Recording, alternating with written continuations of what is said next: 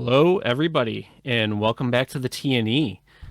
I am SRFS, one of your producers, and today you're on coverage. And with me is Kate. Hello, Kate. Hello. We Hello. uh we have some spicy decks this this weekend.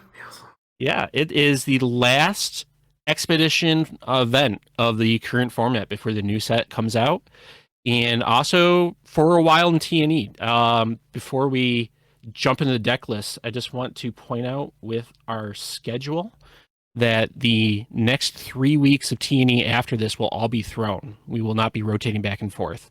The reason we're doing that is for any of the constructed opens, we want to lead into that open with that format.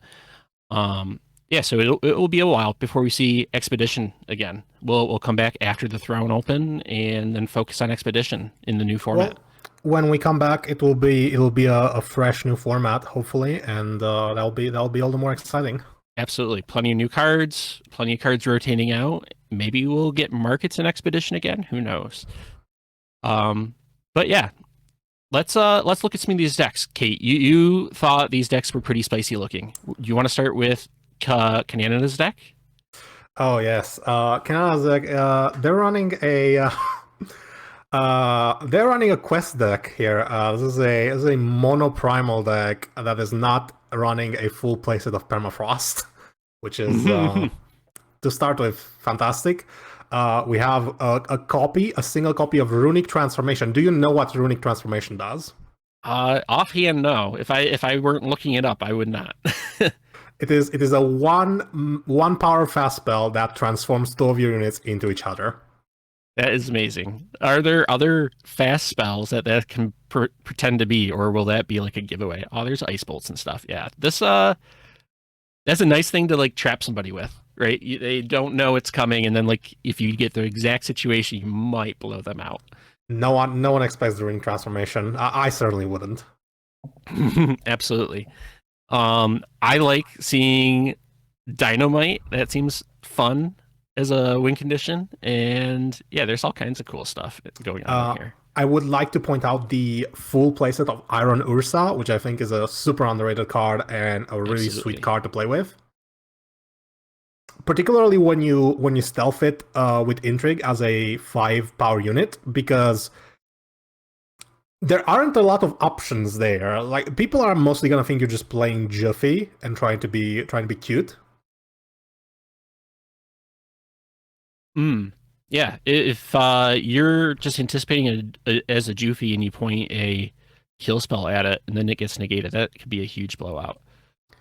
Not only that, but if you're playing against a very heavy mid-range deck, you're playing against some sort of control deck, you can just plop an Ursa on turn 4, pre-harsh rule, and that can be a huge blowout. That can lead to some very cheeky wins, Mm. which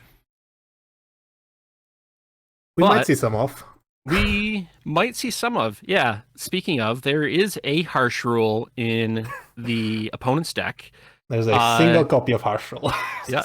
On the other side, we will be watching Sunyveil in our feature match, who is on Rakano Armory, which also looks pretty spicy. Armory, featuring, of course, a full playset of Stormhold plating, and the other armory piece is the increasingly popular Lunar Claw, 3 copies. Mm. This deck also sports a single copy of Finest Tower and a single copy of Harsh Rule and a single copy of Oren Condemnation, which is definitely a selection choice of fine singletons. Yeah, there and I like seeing Oni Forgesmith in here. You play these weapons, you bring them back with double damage and just rebuy them, and while having a giant unit on its own, it's should be pretty spicy. From my experience in draft, I can definitely tell you that Oni Forgesmith can be an absolute beating, and it can lead to some very explosive moments. I would also like to point out that this has 4 copies of Jada Peacekeeper, which hasn't been single out play, but I think it's a very sweet card that has a really cool play pattern on the board, and Absolutely. is very interesting for the opponent to deal with, I Yep. think. It looks like our match is ready to go. We will be spectating Sunnyvale side with Canada on the other side, Sunnyveil just mulliganed into a hand with Lunar Claw, Scale Sporn, and a Forge Smith. So a pretty decent setup given what Sunnyveil is trying to do. Bit of a slow hand, but definitely has a lot of power. Yep. We can't quite see yet what Canada kept. We're a The bit we're a bit up in the air, you could say. yeah. This is our mulligan cam, and oh, there's a plunk Well, though. That's a pretty spicy yeah, start. and I've also observed they do a Cloudlight Shaman. There it is. Ah, perfect. Yeah, there are a number of ways to deal with a plunk here, and Lunar Claw as good as any. So this is actually a very nice Lunar Claw play where you can use the first mode, which doesn't get used a lot when there are units on board. So you can slow absolutely. down your opponent a little bit while also keeping the claw for a little extra damage on the side. What do you think about locking the spell on the other side instead of these three drops, maybe? That is a Serpent Hive. That is when you inscribe it, it does 1 damage to the opponent, I believe. Mm. So if it's locked, can you still inscribe it? You cannot inscribe locked cards because that counts as playing them. Okay.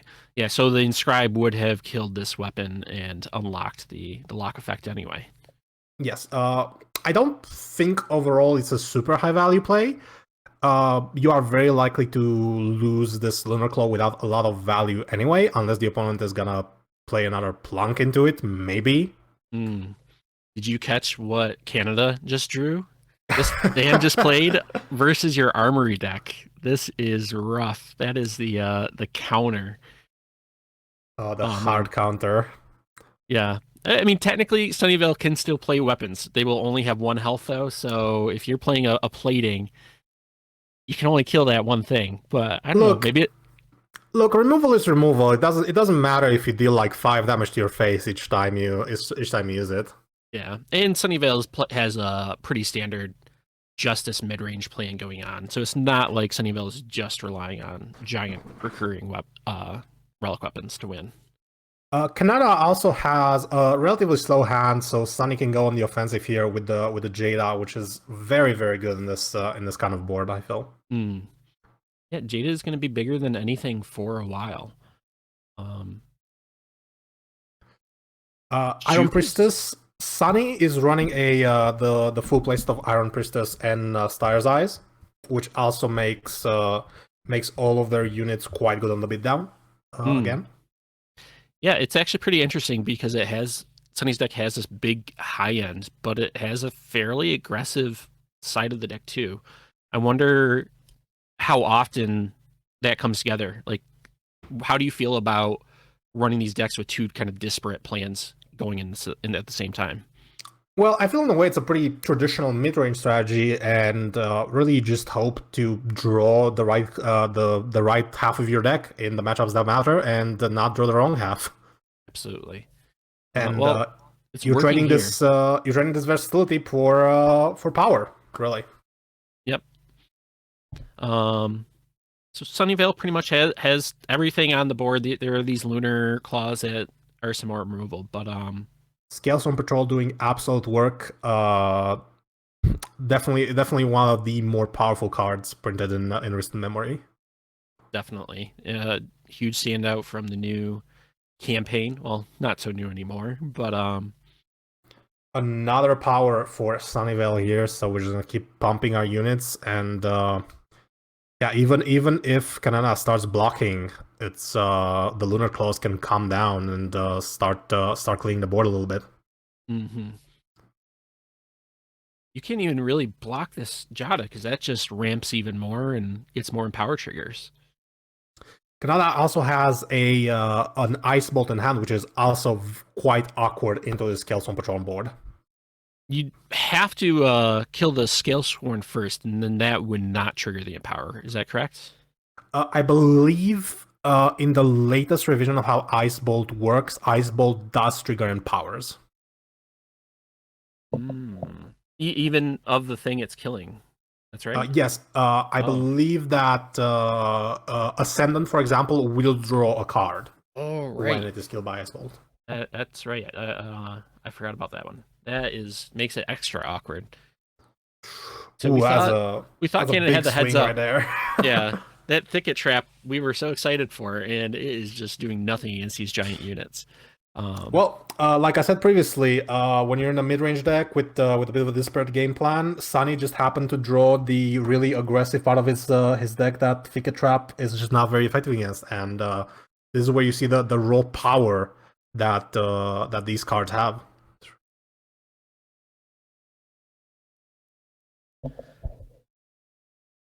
like Canada thinking, how do I get out of this mess? That's the question, right?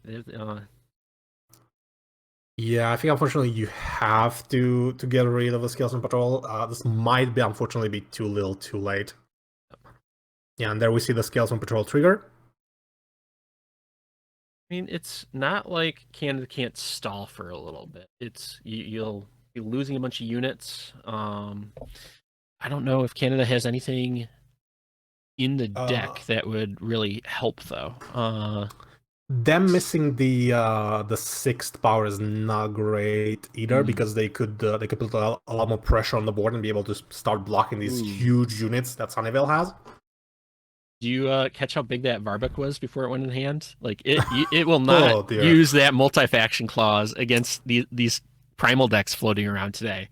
But Oof. that is a lot of triggers off the patrol. That is a As there's a lot of charging power coming down. absolutely. Sunyveil noting that the Jufi is still small enough to get killed, and Yeah, that will do it. that's gonna scoop him up. Yeah, before we jump back in, how about we look at the deck viewer really quick for Canada's deck Absolutely. while they get Um, their selves set up for the next round or next match. that'll be delightful, I think.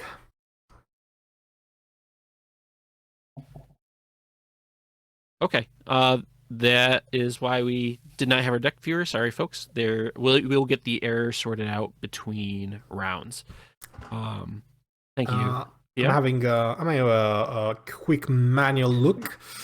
Oh, Um, I just realized that the viewers could not hear Theo speaking. That would just be in Discord.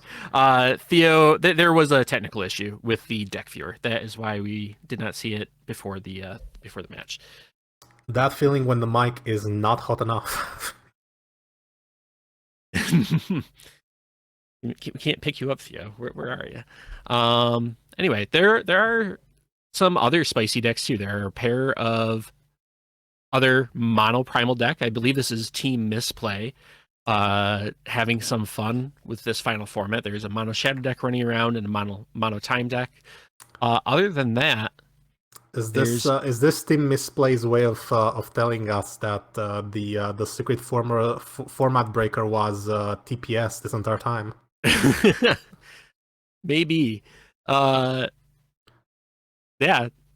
Oh man, I mean that was the misplay deck for Worlds for Expedition was TPS. Well, Or there no, you it go. wasn't TPS. Sorry, that was TJS. I messed that up. Was there ever a TPS deck in this format? I just don't think that the combination of Primal plus those other two factions is doing much. Hmm.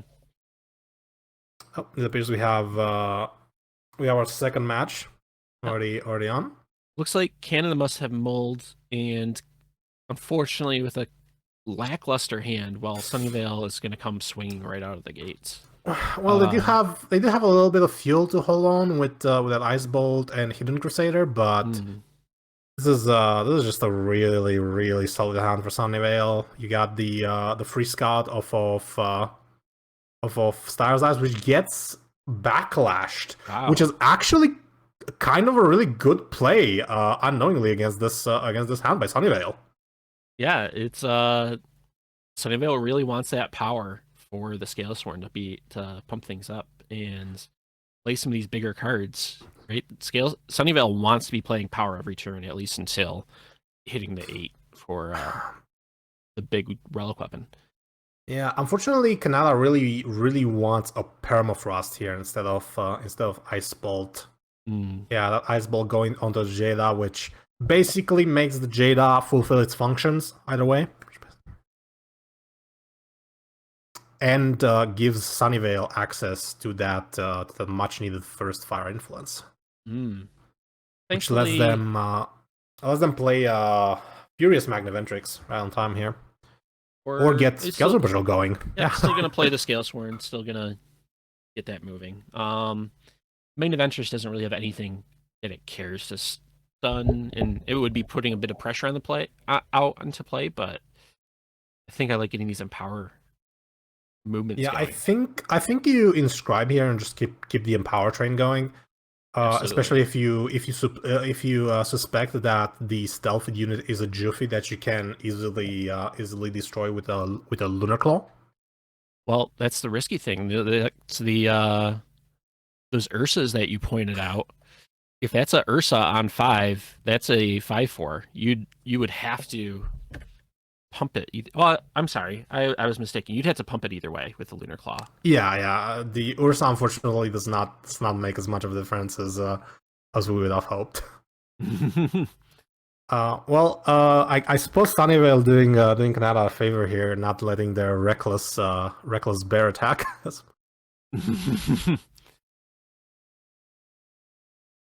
So the armor from the Magnaventrix will stack with the future Lunar Claw, which will make this attack by the Furious Magnaventrix pretty huge.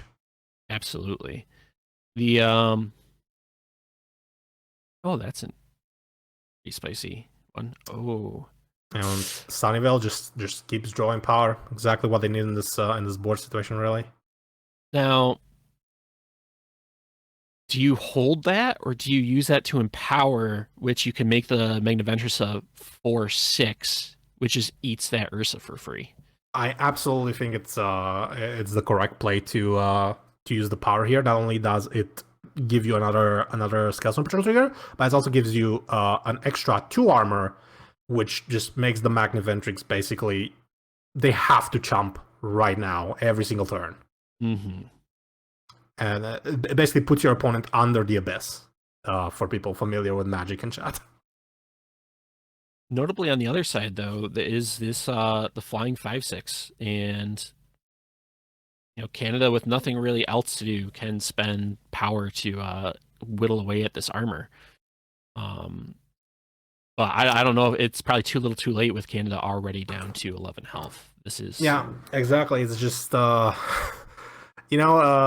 constant pinger is great and all against weapon decks, but not when you're facing down a 12-14 very angry dinosaur. Mm-hmm. And this Jada in hand, I believe, is actually a 5/6 as well, which is another huge Combre style unit here. Well, yeah, you Which can give this flying and get through and deal a little bit of damage. a little bit, just a little chip. Sunnyvale taking it, no Yeah, fear. does not care. And this is gonna be another chump block. We're getting down to 2 here. I believe this Ursa has been intrigued, so it cannot be silenced by the Argentport Noble. If I remember how intrigue while on works. board, it will be 5 cost, I believe, right? I believe it keeps the cost in the void as well, right? Oh, interesting. Oh, that's a big dino. As a big dino, unfortunately. Yep. um, well, their dino might be bigger, but Sunnyvale's dino is angrier, which is what counts in the end. I see what you did there. Yeah, unfortunately, Canada losing in a clean 2-0 for Sunyveil. We will be looking for a backup match, but while we wait, did you see any other spicy decks that the viewers could maybe follow along? We won't see it on screen, but maybe with the deck doc, which someone should hopefully be able to There post in chat. is a pretty spicy, decently spicy, I would say, Combri aggro deck featuring everyone's favorite card, Dinosaur Nest, 4 copies. Mm-hmm. 4 copies of Gavel's Insight, which is actually one of my favorite cards from Revelations. It is the 1 power +2/+2 and overwhelm, and if you amplify it for 2, you get to kill an enemy relic. That is always a spicy ability to have. What kind of relics are you looking to kill in this format, or is that just handy to have just in case? It's really just timely to have. Back when Valley Beyond was first released, Dinosaur Nest was obviously an incredibly high value target. It still is. The card is still a lot of value.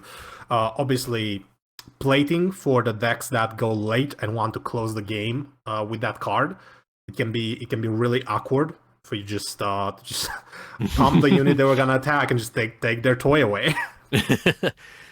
Yeah, Gavel's Insight is plenty flexible and extremely handy to have, especially with a deck like this where pressing that power, just using it as a finest hour with overwhelm, and close the game really fast too.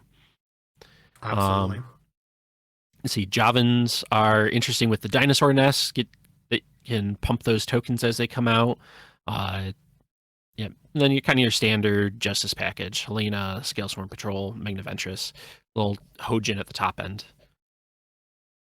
There is a full playset of Terius, Martial Master, which has not seen a lot of play in this current format, but I feel is quite a spicy little inclusion. 3/3 for 3 in Combre with Aegis and Valor, and when it hits the enemy player, you get to draw a 1/1 with Valor, which Valor on 1/1s is actually quite underrated, I feel. Especially when you have... Oh, okay. The round is over. And we will... Yeah, that was very fast. Yeah. And we will go to break. We will get these technical issues worked out. Thank you, everybody, for watching. We will be back soon.